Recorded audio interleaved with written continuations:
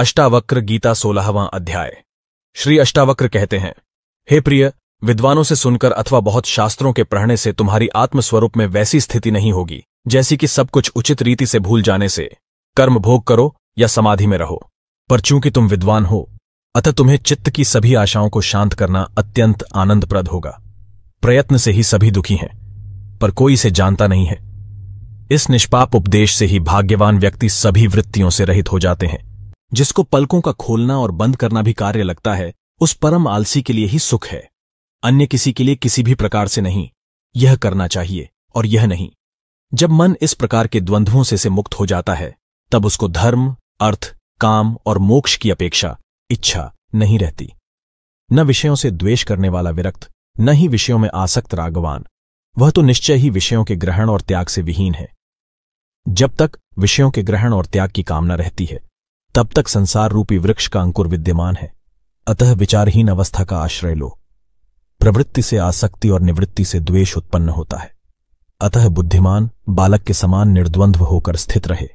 विषय में आसक्त पुरुष दुख से बचने के लिए संसार का त्याग करना चाहता है, पर वह विरक्त ही सुखी है जो उन दुखों में भी खेद नहीं करता है, जो मोक्ष भी चाहता है और इस शरीर में आसक्ति भी रखता है। वह न ज्ञानी है और न योगी, बल्कि केवल दुख को प्राप्त करने वाला है।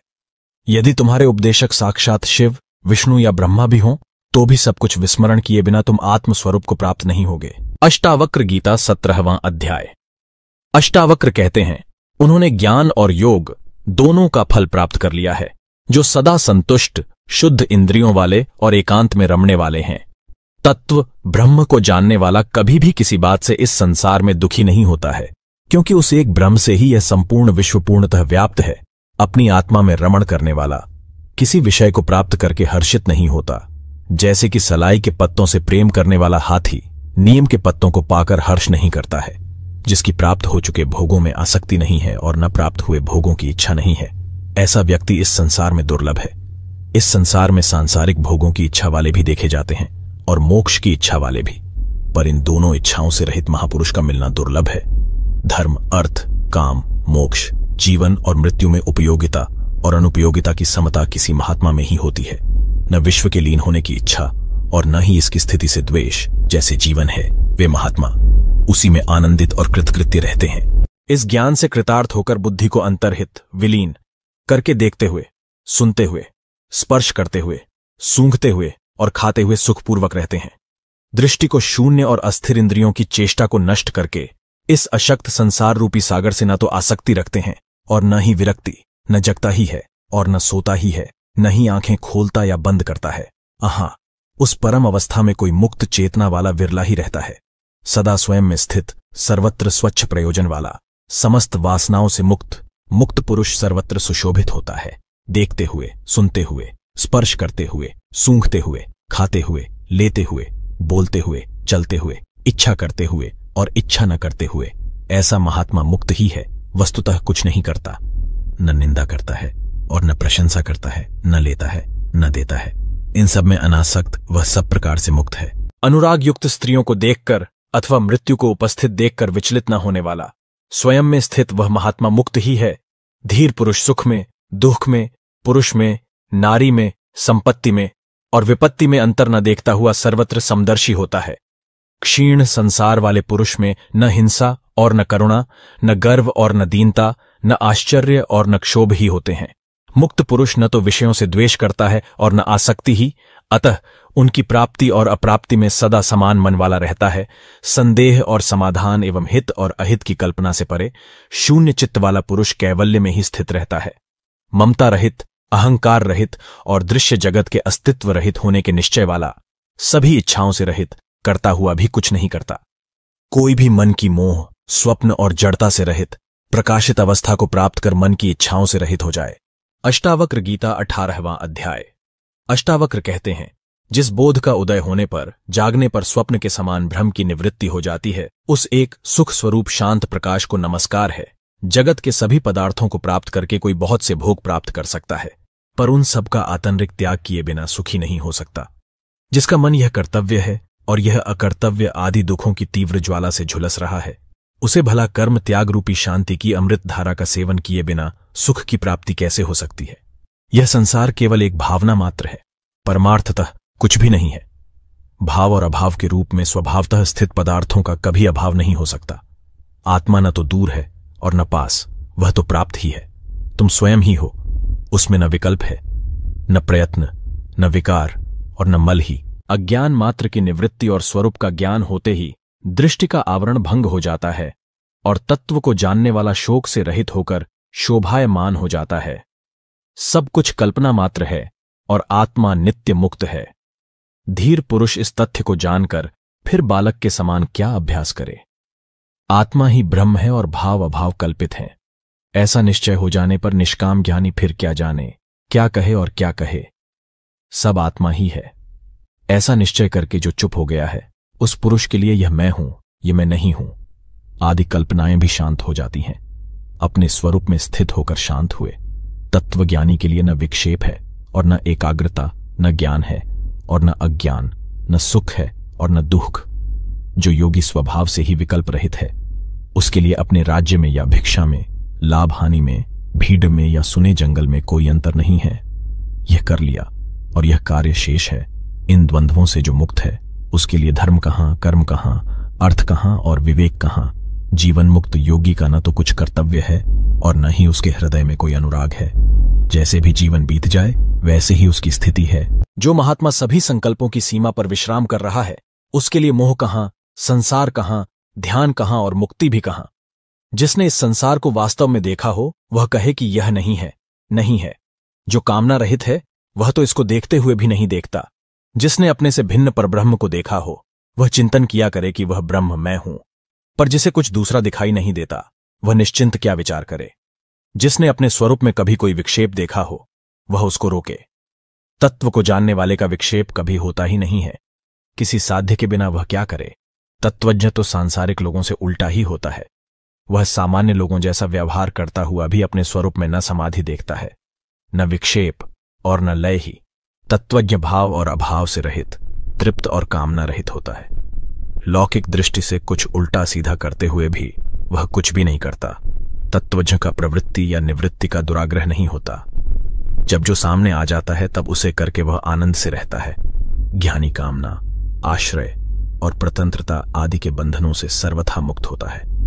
प्रारब्ध रूपी वायु के वेग से उसका शरीर उसी प्रकार गतिशील रहता है जैसे वायु के वेग से सूखा पत्ता। जो संसार से मुक्त है, वह न कभी हर्ष करता है और न विषाद। उसका मन सदा शीतल रहता है और वह शरीर रहते हुए भी विदेह के समान सुशोभित होता है। जिसका अंतर्मन शीतल और स्वच्छ है, जो आत्मा में ही रमण करता है, उस धीर पुरुष की न तो किसी त्याग की इच्छा होती है और न कुछ पाने की आशा। जिस धीर पुरुष का चित्त स्वभाव से ही निर्विषय है, वह साधारण मनुष्य के समान प्रारब्धवश बहुत से कार्य करता है, पर उसका उसे न तो मान होता है और न अपमान ही। यह कर्म शरीर ने किया है, मैंने नहीं, मैं तो शुद्ध स्वरूप हूं। इस प्रकार जिसने निश्चय कर लिया है, वह कर्म करता हुआ भी नहीं करता। सुखी और श्रीमान जीवन मुक्त विषयी के समान कार्य करता है, परंतु विषयी नहीं होता है। वह तो सांसारिक कार्य करता हुआ भी शोभा को प्राप्त होता है। जो धीर पुरुष अनेक विचारों से थककर अपने स्वरूप में विश्राम पा चुका है, वह न कल्पना करता है, न जानता है, न सुनता है और न देखता ही है। ऐसा ज्ञानी समाधि में आग्रह न होने के कारण मुमुक्षु नहीं और विक्षेप न होने के कारण विषयी नहीं है। मेरे अतिरिक्त जो कुछ भी दिख रहा है, वह सब कल्पित ही है। ऐसा निश्चय करके सबको देखता हुआ वह ब्रह्म ही है। जिसके अंतःकरण में अहंकार विद्यमान है, वह देखने में कर्म न करे तो भी करता है।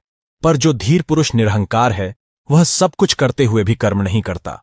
मुक्त पुरुष के चित्त में न उद्वेग है, न संतोष और न कर्तृत्व का अभिमान ही है। उसके चित्त में न आशा है, न संदेह। ऐसा चित्त ही सुशोभित होता है। सो जीवन मुक्त का चित्त ध्यान से विरत होने के लिए और व्यवहार करने की चेष्टा नहीं करता है। निमित्त के शून्य होने पर वह ध्यान से विरत भी होता है और व्यवहार भी करता है।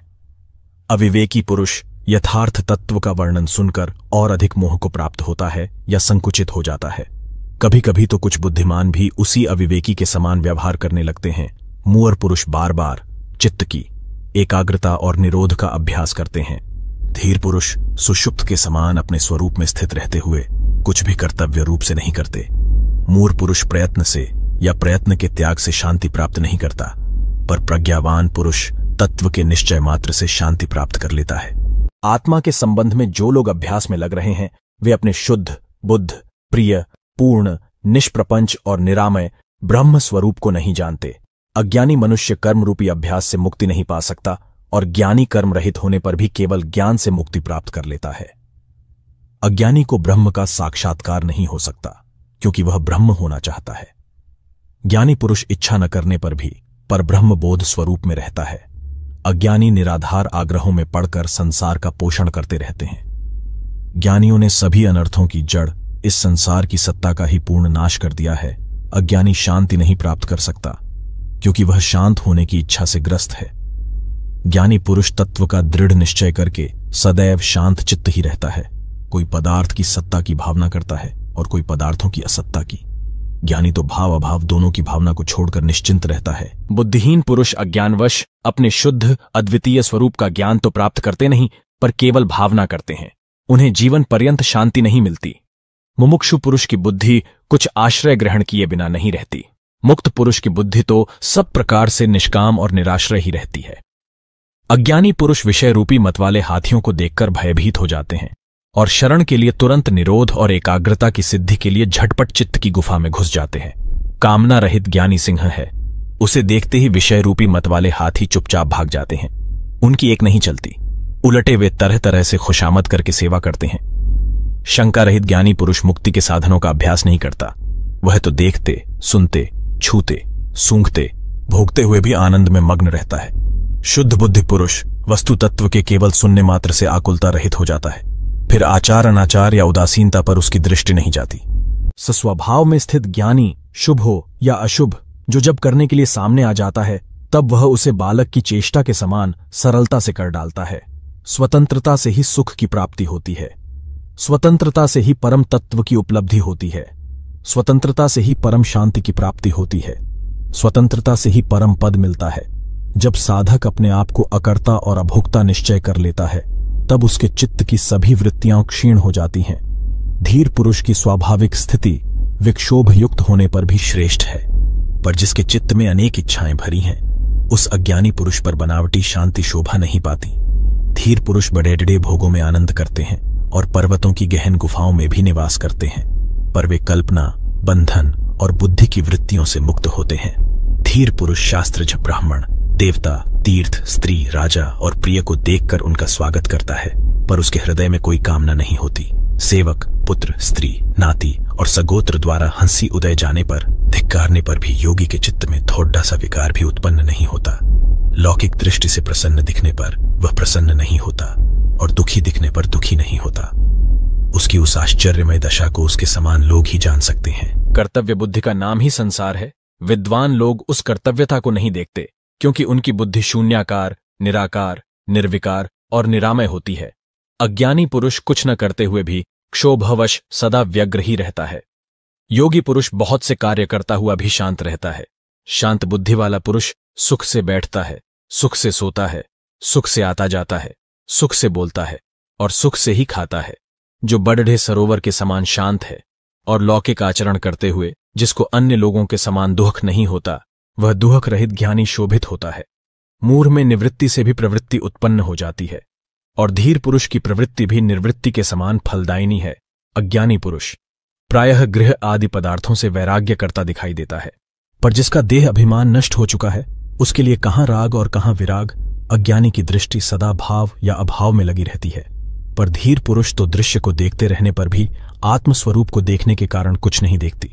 जो धीर पुरुष सभी कार्यों में एक बालक के समान निष्काम भाव से व्यवहार करता है वह शुद्ध है और कर्म करने पर भी उससे लिप्त नहीं होता। वह आत्मज्ञानी धन्य है जो सभी स्थितियों में समान रहता है।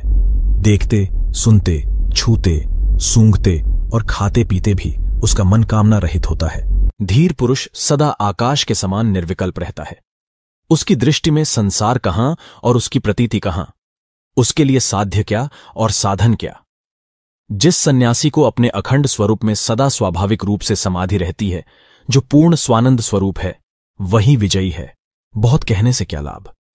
महात्मा पुरुष भोग और मोक्ष दोनों की इच्छा नहीं करता और सदा सर्वत्र राग रहित होता है। महतत्व से लेकर संपूर्ण द्वैत रूप दृश्य जगत नाम मात्र का ही विस्तार है। शुद्ध बोध स्वरूप धीर ने जब उसका भी परित्याग कर दिया, फिर भला उसका क्या कर्तव्य शेष है? यह संपूर्ण दृश्य जगत भ्रम मात्र है, यह कुछ नहीं है। ऐसे निश्चय से युक्त पुरुष दृश्य की स्फूर्ति से भी रहित हो जाता है और स्वभाव से ही शांत हो जाता है। जो शुद्ध स्फुरण रूप है, जिसे दृश्य सत्तावान नहीं मालूम पड़ी देता, उसके लिए विधि क्या, वैराग्य क्या, त्याग क्या और शांति भी क्या। जो अनंत रूप से स्वयं स्फुरित हो रहा है और प्रकृति की पृथक सत्ता को नहीं देखता है, उसके लिए बंधन कहां, मोक्ष कहां, हर्ष कहां और विषाद कहां। बुद्धि के अंत तक ही संसार है और यह केवल माया का विवर्त है। इस तत्व को जानने वाला बुद्धिमान ममता, अहंकार और कामना से रहित होकर शोभित होता है। जो मुनि संताप से रहित अपने अविनाशी स्वरूप को जानता है, उसके लिए विद्या कहां और विश्व कहां अथवा देह कहां और मैं मेरा कहां। अज्ञानी तत्व का श्रवण करके भी अपनी मूर्ता का त्याग नहीं करता। वह बाह्य रूप से तो निसंकल्प हो जाता है, पर उसके अंतर्मन में विषयों की इच्छा बनी रहती है। ज्ञान से जिसका कर्म बंधन नष्ट हो गया है, वह लौकिक रूप से कर्म करता रहे तो भी उसके कुछ करने या कहने का अवसर नहीं रहता, क्योंकि वह अकर्ता और अवक्ता है। जो धीर सदा निर्विकार और भय रहित है, उसके लिए अंधकार कहां, प्रकाश कहां और त्याग कहां। उसके लिए किसी का अस्तित्व नहीं रहता। योगी को धैर्य कहां, विवेक कहां और निर्भयता भी कहां। उसका स्वभाव अनिर्वचनीय है और वह वस्तुतः स्वभाव रहित है। योगी के लिए न स्वर्ग है, न नरक और न जीवन मुक्ति ही। इस संबंध में अधिक कहने से क्या लाभ है? योग की दृष्टि से कुछ भी नहीं है। धीर का चित्त ऐसे शीतल रहता है जैसे वह अमृत से परिपूर्ण हो। वह न लाभ की आशा करता है और न हानि का शोक। धीर पुरुष न संत की स्तुति करता है और न दुष्ट की निंदा। वह सुख दुख में समान, स्वयं में तृप्त रहता है। वह अपने लिए कोई भी कर्तव्य नहीं देखता। इन धीर पुरुष न संसार से द्वेष करता है और न आत्मदर्शन की इच्छा। वह हर्ष और शोक से रहित है। लौकिक दृष्टि से वह न तो मृत है और न जीवित। जो धीर पुरुष पुत्र स्त्री आदि के प्रति आसक्ति से रहित होता है, विषय की उपलब्धि में उसकी प्रवृत्ति नहीं होती, अपने शरीर के लिए भी निश्चिंत रहता है, सभी आशाओं से रहित होता है, वह सुशोभित होता है। जहां सूर्यास्त हुआ वहां सो लिया, जहां इच्छा हुई वहां रह लिया, जो सामने आया उसी के अनुसार व्यवहार कर लिया। इस प्रकार धीर सर्वत्र संतुष्ट रहता है। जो अपने आत्मस्वरूप में विश्राम करते हुए सभी प्रपंचों का नाश कर चुका है, उस महात्मा को शरीर रहे अथवा नष्ट हो जाए, ऐसी चिंता भी नहीं होती। ज्ञानी पुरुष संग्रह रहित, स्वच्छंद, निर्द्वंद्व और संशय रहित होता है। वह किसी भाव में आसक्त नहीं होता, वह तो केवल आनंद से विहार करता है। धीर पुरुष की हृदय ग्रंथि खुल जाती है, रज और तम नष्ट हो जाते हैं। वह मिट्टी के रेले, पत्थर और सोने को समान दृष्टि से देखता है। ममता रहित वह सुशोभित होता है। जो इस दृश्य प्रपंच पर ध्यान नहीं देता, आत्मतृप्त है, जिसके हृदय में जरा सी भी कामना नहीं होती। ऐसे मुक्त आत्मा की तुलना किसके साथ की जा सकती है? कामना रहित धीर के अतिरिक्त ऐसा और कौन है जो जानते हुए भी न जाने, देखते हुए भी न देखे और बोलते हुए भी न बोले? राजा हो या रंक, जो कामना रहित है वही सुशोभित होता है। जिसकी दृश्य वस्तुओं में शुभ और अशुभ बुद्धि समाप्त हो गई है, वह निष्काम है। योगी निष्कपट, सरल और चरित्रवान होता है। उसके लिए स्वच्छंदता क्या, संकोच क्या और तत्व विचार भी क्या। जो अपने स्वरूप में विश्राम करके तृप्त है, आशा रहित है, दुख रहित है, वह अपने अंतःकरण में जिस आनंद का अनुभव करता है, वह कैसे किसी को बताया जा सकता है? धीर पुरुष पद पद पर तृप्त रहता है। वह सोकर भी नहीं सोता, वह स्वप्न देखकर भी नहीं देखता और जागृत रहने पर भी नहीं जगता। धीर पुरुष चिंतावान होने पर भी चिंता रहित होता है, इंद्रिय युक्त होने पर भी इंद्रिय रहित होता है, बुद्धि युक्त होने पर भी बुद्धि रहित होता है और अहंकार सहित होने पर भी अहंकार रहित होता है। धीर पुरुष न सुखी होता है और न दुखी, न विरक्त होता है और न अनुरक्त। वह न मुमुक्षु है और न मुक्त। वह कुछ नहीं है, कुछ नहीं है। धीर पुरुष विक्षेप में विक्षिप्त नहीं होता, समाधि में समाधिस्थ नहीं होता। धीर पुरुष सभी स्थितियों में अपने स्वरूप में स्थित रहता है। कर्तव्य रहित होने से शांत होता है, सदा समान रहता है। तृष्णा रहित होने के कारण वह क्या किया और क्या नहीं, इन बातों का स्मरण नहीं करता। वंदना करने से वह प्रसन्न नहीं होता, निंदा करने से क्रोधित नहीं होता, मृत्यु से उद्वेग नहीं करता और जीवन का अभिनंदन नहीं करता। शांत बुद्धि वाला धीर न तो जनसमूह की ओर दौड़ता है और न वन की ओर। वह जहां जिस स्थिति में होता है वहां ही समचित्त से आसीन रहता है। अष्टावक्र गीता 19वां अध्याय। राजा जनक कहते हैं, तत्व विज्ञान की चिमटी द्वारा विभिन्न प्रकार के सुझावों रूपी कांटों को मेरे द्वारा हृदय के आंतरिक भागों से निकाला गया। अपनी महिमा में स्थित मेरे लिए क्या धर्म है और क्या काम है, क्या अर्थ है और क्या विवेक है, क्या द्वैत है और क्या अद्वैत है? अपनी महिमा में स्थित मेरे लिए क्या अतीत है और क्या भविष्य है, और क्या वर्तमान ही है, क्या देश है और क्या काल है? अपनी महिमा में स्थित मेरे लिए क्या आत्मा है और क्या अनात्मा है, तथा क्या शुभ और क्या अशुभ है, क्या विचारयुक्त होना है और क्या निर्विचार होना है? अपनी महिमा में स्थित मेरे लिए क्या स्वप्न है और क्या सुषुप्ति तथा क्या जागरण है, और क्या तुरीय अवस्था है अथवा क्या भय ही है? अपनी महिमा में स्थित मेरे लिए क्या दूर है और क्या पास है, तथा क्या बाह्य है और क्या आंतरिक है, क्या स्थूल है और क्या सूक्ष्म है? अपनी महिमा में स्थित मेरे लिए क्या मृत्यु है और क्या जीवन है, तथा क्या लौकिक है और क्या पारलौकिक है, क्या लय है और क्या समाधि है? अपनी आत्मा में नित्य स्थित मेरे लिए जीवन के 3 उद्देश्य निरर्थक हैं। योग पर चर्चा अनावश्यक है और विज्ञानम का वर्णन अनावश्यक है। अष्टावक्र गीता 20वां अध्याय।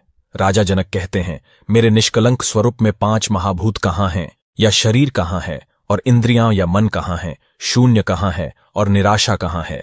सदा सभी प्रकार के द्वंद्वों से रहित मेरे लिए क्या शास्त्र हैं, और क्या आत्मज्ञान अथवा क्या विषय रहित मन ही है?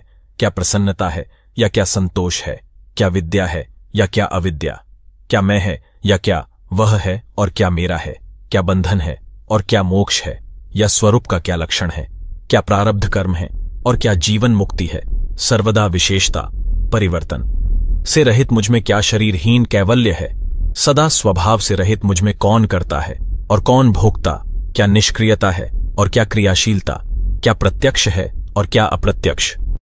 अपने अद्वय दूसरे से रहित स्वरूप में स्थित मेरे लिए क्या संसार है, और क्या मुक्ति की इच्छा कौन योगी है, और कौन ज्ञानी, कौन बंधन में है और कौन मुक्त? अपने अद्वय दूसरे से रहित स्वरूप में स्थित मेरे लिए क्या सृष्टि है, और क्या प्रलय, क्या साध्य है और क्या साधन, कौन साधक है और क्या सिद्धि है? विशुद्ध मुझमें कौन झांता है और क्या प्रमाण साक्ष्य है? क्या ज्ञेय है और क्या ज्ञान, क्या स्वल्प है और क्या सर्व? सदा निष्क्रिय मुझमें क्या अन्यमनस्कता है और क्या एकाग्रता? क्या विवेक है और क्या विवेकहीनता? क्या हर्ष है और क्या विषाद? सदा विचार रहित मेरे लिए क्या संसार है और क्या परमार्थ? क्या सुख है और क्या दुख? सदा विशुद्ध मेरे लिए क्या माया है और क्या संसार? क्या प्रीति है और क्या विरति? क्या जीव है और क्या वह ब्रह्म? अचल विभाग रहित और सदा स्वयं में स्थित मेरे लिए क्या प्रवृत्ति है और क्या निवृत्ति? क्या मुक्ति है और क्या बंधन? क्या है और क्या नहीं? क्या अद्वैत है और क्या द्वैत? अब बहुत क्या कहा जाए, मुझमें कुछ भी भाव नहीं उठता है। कहा जाता है कि अष्टावक्र द्वारा रचित महागीता का एक श्लोक 1000 माणिकों की तुलना में भी बहुत अमूल्य है, क्योंकि अष्टावक्र गीता के श्लोकों में गागर में सागर भरने जैसा बताया गया है। लोक हित के लिए गीता बहुत ही महत्वपूर्ण ग्रंथ है, जिसे पढ़ना भी आवश्यक है। मैं उम्मीद करता हूं इसे सुनने और समझाने के बाद आपकी जिंदगी में सकारात्मक बदलाव आएंगे। अगर वीडियो अच्छी लगी तो लाइक करना और साथ में चैनल को भी सब्सक्राइब कर देना।